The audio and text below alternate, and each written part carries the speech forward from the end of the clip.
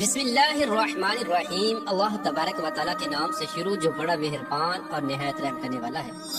اسلام کے ہر دور میں مسلمانوں پر طرح طرح کے ظلم و ستم کیے گئے اور مسلمانوں کو اللہ تبارک و تعالیٰ کی ذات اور ایمان سے دور کرنے کی ناکام کوششیں کی گئیں، لیکن جو سچا مسلمان ہوتا ہے وہ اپنا سب کچھ تو لوٹا دیتا ہے، لیکن وہ اپنے سچے رب کو کبھی نہیں چھوڑتا۔ اس مسلمان کا سب کچھ اس کا حقیقی مالک اللہ عز و جل ہوتا ہے۔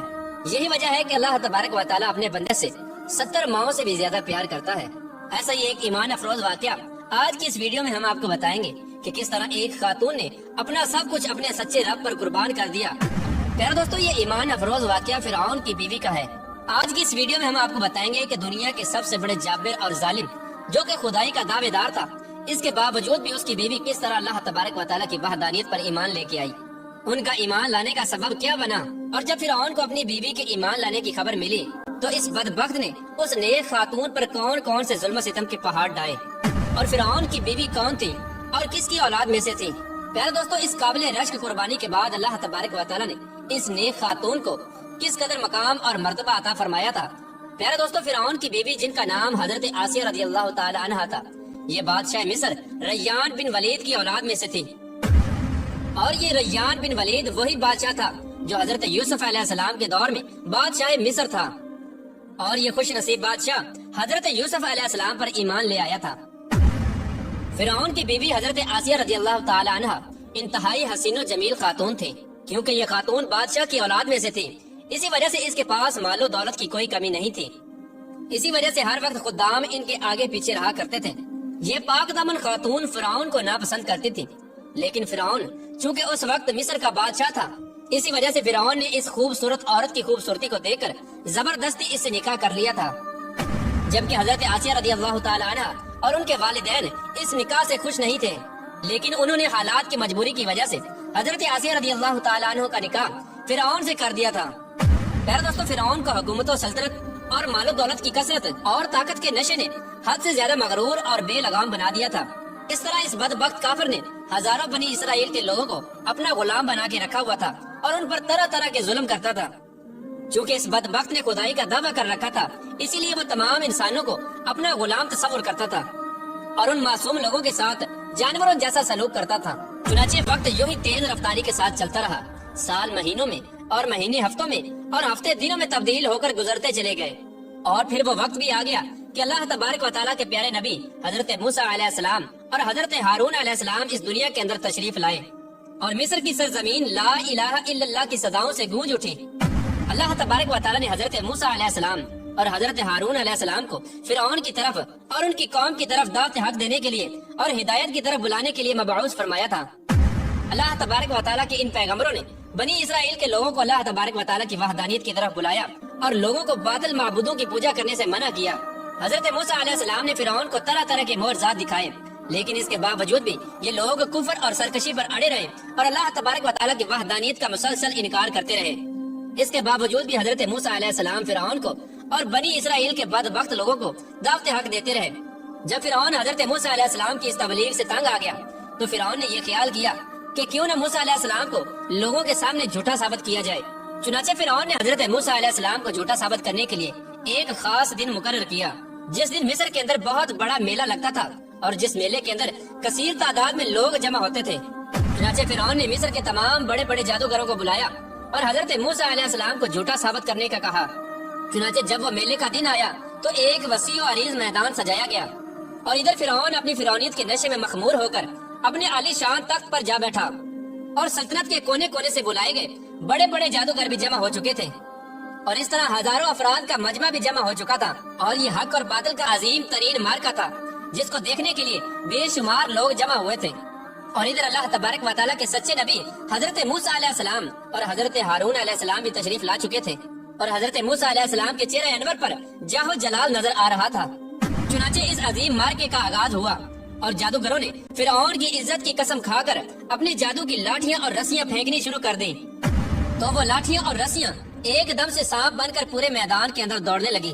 ان سانپوں کو دیکھ کر پورے مجمع کے اندر خوف و ہراس پھیل گیا، اور تمام لوگ بدحواس ہو کر ادھر ادھر بھاگنے لگے۔ ادھر فرعون اور اس کے جادوگر اپنے نشے میں بدمست ہو کر تالیاں بجانے لگے اور اس منظر کو دیکھ کر خوش ہونے لگے۔ اور ادھر اللہ تبارک و تعالی نے اپنے پیارے پیغمبر حضرت موسیٰ علیہ السلام کو اپنا عصا مبارک پھینکنے کا حکم دیا، تو اس وقت حضرت موسیٰ علیہ السلام نے اللہ تبارک و تعالی کے حکم کی تکمیل کرتے ہوئے اپنے عصا مبارک کو ان سانپوں کے ہجوم میں ڈال دیا۔ چنانچہ دیکھتے ہی دیکھتے حضرت موسیٰ علیہ السلام کا وہ عصا ایک خوفناک اور ہیبت ناک اژدہا بن کر نمودار ہوا، جس نے جادوگروں کے تمام چھوٹے چھوٹے سانپوں کو نگل لیا۔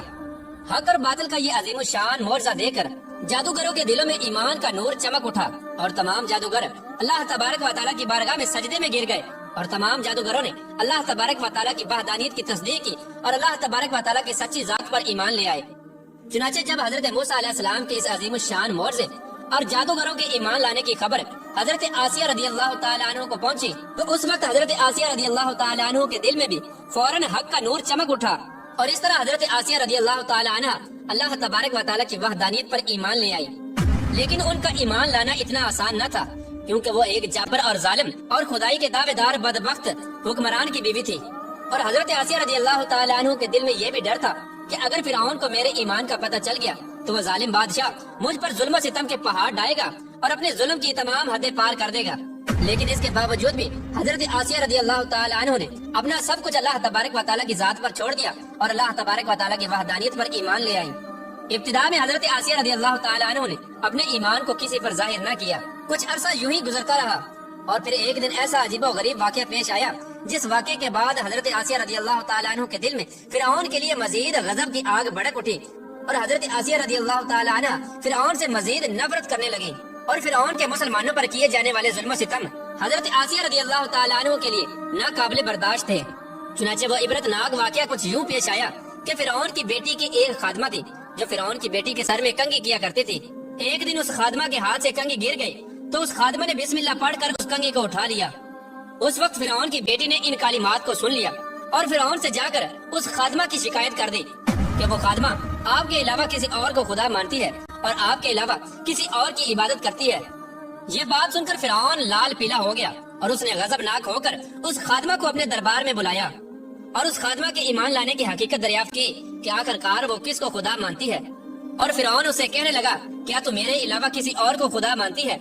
تو اس وقت اس خادمہ نے فوراً جواب دیا کہ ہاں، میرا اور تیرا رب اللہ عز و جل ہے، وہی وحدہ لا شریک ہے اور اس کے علاوہ اس کا کوئی شریک نہیں۔ چنانچہ خادمہ کی یہ بات سن کر فرعون اس پر مزید غضبناک ہو گیا۔ چنانچہ فرعون نے اس خادمہ کو اور ان کے معصوم بچوں کو کھولتے ہوئے تیل میں ڈال دیا اور ان کو شہید کر دیا۔ یہ خوفناک اور دل خراش منظر اس وقت فرعون کی بیوی بھی دیکھ رہی تھی۔ اسی دوران اللہ تبارک و تعالیٰ کی قدرت کی جلوہ گری ہوئی اور اللہ تبارک و تعالیٰ نے حضرت آسیہ رضی اللہ تعالیٰ عنہ کی آنکھوں سے غیب کے پردے اٹھا دیے تھے اور فرعون کی بیوی کی بصیرت کو روشن فرما دیا تھا، اور فرعون کی بیوی نے یہ منظر بھی دیکھا کہ فرشتے اس خادمہ کی روح کو لے کر آسمان کی طرف جا رہے ہیں۔ اس طرح فرشتوں کو دیکھنے کے بعد فرعون کی بیوی کا ایمان مزید مضبوط ہو گیا اور وہ مزید اللہ تبارک و تعالیٰ کی وحدانیت کا یقین کرنے لگی، اور حضرت موسیٰ علیہ السلام کی صداقت اور حقانیت بھی واضح ہو گئی۔ اس خوفناک منظر کو دیکھنے کے بعد فرعون کی بیوی سوچ میں پڑ گئی اور سوچنے لگی کہ میں مسلمان ہونے کے باوجود بھی مسلمانوں پر ہونے والے ان تمام تر ظلم و ستم کو کس طرح برداشت کر سکتی ہوں۔ ابھی فرعون کی بیوی انہی خیالات کے اندر گم تھی کہ فرعون اپنی بیوی کے پاس آیا اور اس مظلوم عورت پر کیے جانے والے اپنے ظلم و ستم کی داستان کو اپنی بیوی کے ساتھ بیان کرنے لگا۔ اس وقت فرعون کی بیوی نے اپنے دل ہی دل میں فرعون کے خلاف بغاوت کا علم بلند کرنے کا ارادہ کر لیا تھا۔ جب فرعون نے اپنی بیوی کو اس مظلوم عورت کو شہید کرنے کی خبر دی تو فرعون کی بیوی نے فرعون سے کہا کہ اللہ تیری خرابی ہو، کس شے نے تجھے اللہ تبارک و تعالیٰ کے مقابلے میں اتنا بے باک کر دیا ہے؟ یہ بات سن کر فرعون ایک بار پھر بھڑک اٹھا اور اپنی بیوی سے کہنے لگا کہ تجھے بھی اسی جنون نے آ لیا ہے جس جنون کے اندر وہ خادمہ مبتلا تھی۔ چنانچہ اس کے جواب میں فرعون کی بیوی نے فرعون سے کہا کہ مجھے کوئی جنون نہیں آیا، میں تو اس خدا وحدہ لا شریک پر ایمان لا چکی ہوں جو میرا اور تیرا اور تمام جہانوں کا سچا رب ہے۔ اس طرح اس بہادر خاتون نے کھلا مکھلا فرعون کے سامنے اپنے ایمان کا اظہار کیا۔ فرعون اپنی بیوی کی یہ بات سن کر حیران و پریشان رہ گیا اور فرعون شروع میں بغیر کسی ظلم و ستم کے اپنی بیوی کو سمجھانے کی کوشش کرنے لگا، اور فرعون نے اپنی بیوی کو ایمان سے دور کرنے کے لیے ان کے والدین کو بھی بلایا اور ان کو دھمکی دینے لگا کہ اگر تمہاری بیٹی نے حضرت موسیٰ علیہ السلام کے خدا کا انکار نہ کیا تو ضرور یہ موت کا مزہ چکھے گی۔ چنانچہ حضرت آسیہ رضی اللہ تعالیٰ عنہ کے والدین نے تنہائی کے اندر حضرت آسیہ رضی اللہ تعالیٰ عنہ کو سمجھانے کی کوشش کی، لیکن حضرت آسیہ رضی اللہ تعالیٰ عنہ کا ایمان چونکہ مضبوط ہو چکا تھا، اسی وجہ سے انہوں نے ان کی بات ماننے سے انکار کر دیا۔ اور حضرت آسیہ رضی اللہ تعالی عنہ اپنے والدین سے کہنے لگی کہ میں اللہ تبارک و تعالیٰ کی وحدانیت کا انکار نہیں کر سکتی، بے شک وہ سچا رب ہے۔ چنانچہ جب فرعون کا یہ حربہ بھی ناکام ہو گیا تو اس وقت فرعون نے اپنی بیوی کو طرح طرح کی اذیتیں دینے کا فیصلہ کیا تاکہ یہ اپنے ایمان سے دور ہو جائے اور مجھ کو خدا ماننے لگے۔ پیارے دوستو، روایات میں آتا ہے کہ فرعون کے حکم سے حضرت آسیہ رضی اللہ تعالی عنہ کو طرح طرح کی اذیتوں کے اندر مبتلا کر دیا گیا، حتیٰ کہ حضرت آسیہ رضی اللہ تعالی عنہ کے ہاتھوں اور پاؤں میں میخیں لگا کر دھوپ کے اندر سورج کی طرف رخ کر کے لٹا دیا گیا اور آپ کے سینے کے اوپر چکی کا 12 بھرکم پتھر رکھ دیا گیا تاکہ آپ ہل نہ سکیں۔ لیکن ان تمام تر تکالیف اور مصائب کے باوجود بھی حضرت آسیہ رضی اللہ تعالی عنہ کے ایمان کے اندر ذرہ برابر بھی کمی نہ آئی، بلکہ ان تمام تر تکالیف کے باوجود بھی آپ کے ایمان کے اندر مزید اضافہ ہوتا چلا گیا۔ چنانچہ جب فرعون نے ان تمام تر تکالیف کے بعد اپنی بیوی سے ایمان سے پھرنے کا کہا تو حضرت آسیہ رضی اللہ تعالی عنہ نے بڑا ہی ایمان افروز اور ایمان کو تالا کر دینے والا جواب دیا، جس سے فرعون کا گھمنڈ خاک میں مل گیا اور فرعون حضرت آسیہ رضی اللہ تعالی عنہ کے ایمان اور ہمت کے آگے گھٹنے ٹیکنے پر مجبور ہو گیا۔ چنانچہ حضرت آسیہ رضی اللہ تعالی عنہ نے ارشاد فرمایا، اے دشمن خدا اور ظالم انسان، تو میرے وجود پر تو قادر ہو سکتا ہے، لیکن میرا دل اللہ تبارک و تعالیٰ کی پناہ میں ہے۔ اگر تو میرے جسم کے ہر حصے کو بھی کاٹ دے تب بھی میرا عشق اور ایمان اللہ تبارک و تعالیٰ کی بارگاہ میں بڑھتا چلا جائے گا۔ اسی دوران جب حضرت آسیہ رضی اللہ تعالی عنہ پر ظلم و ستم کے پہاڑ گرائے جا رہے تھے، حضرت موسیٰ علیہ السلام وہاں سے گزرے تو حضرت موسیٰ علیہ السلام سے حضرت آسیہ رضی اللہ تعالی عنہ نے پوچھا، کیا میرا رب مجھ سے راضی ہے؟ تو حضرت موسیٰ علیہ السلام نے ارشاد فرمایا، اے آسیہ رضی اللہ تعالی عنہ، آسمان کے فرشتے تیرے انتظار میں ہیں اور اللہ تبارک و تعالیٰ تیرے ایمان اور تیرے کارناموں پر فخر فرماتا ہے۔ آپ اللہ تبارک و تعالیٰ کی بارگاہ میں سوال کریں، آپ کی ہر حاجت پوری کی جائے گی۔ اس وقت حضرت آسیہ رضی اللہ تعالی عنہ نے اللہ تبارک و تعالیٰ کی بارگاہ میں یہ دردناک دعا کی، اے میرے پروردگار، میرے لیے اپنے پاس جنت میں ایک گھر بنا اور مجھے فرعون اور اس کے ظلم سے نجات دے